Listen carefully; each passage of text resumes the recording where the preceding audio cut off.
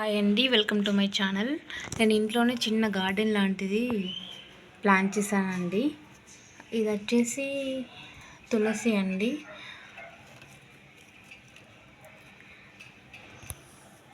దీంట్లో 2 టైప్స్ ఉండే, ఒకటి గ్రీన్ కలర్ది, ఇంకొకటి కృష్ణ తులసి అని నేను పెట్టాను.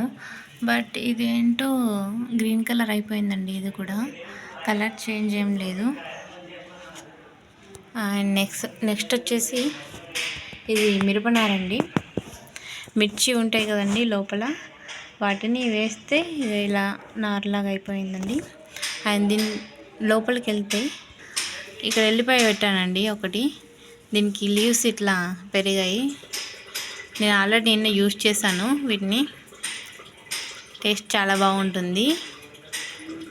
అండ్ ఇది వచ్చేసి ఇది నేను పెట్టి ఒక 10 days అవుతుంది. ఇలా గ్రో అయ్యాయి కొత్తిమీర ఇది. అండ్ ఇది కారబూజ అనుకుంటా. పెరిగిన కొద్దీ నేను అప్డేట్ చేస్తాను.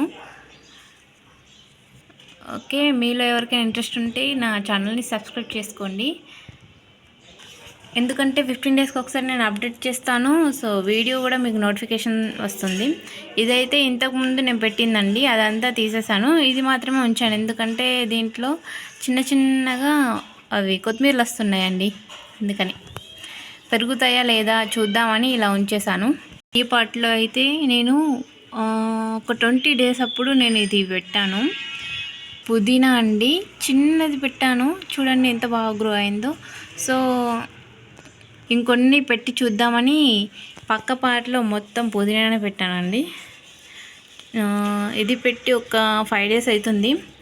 మంచిగానే గ్రో అయింది. ఆకులన్నీ కట్ చేసి పెట్టాను. చూడండి ఆకులు ఎట్లా గ్రో అయ్యాయో. ఒక 15 days అయితే ఇంకా గ్రోత్ ఇంకా చాలా బాగుంటుంది. ఇలా కొన్ని పైన ఒక 2-3 ఆకులు ఉన్నాయి పెట్టాను.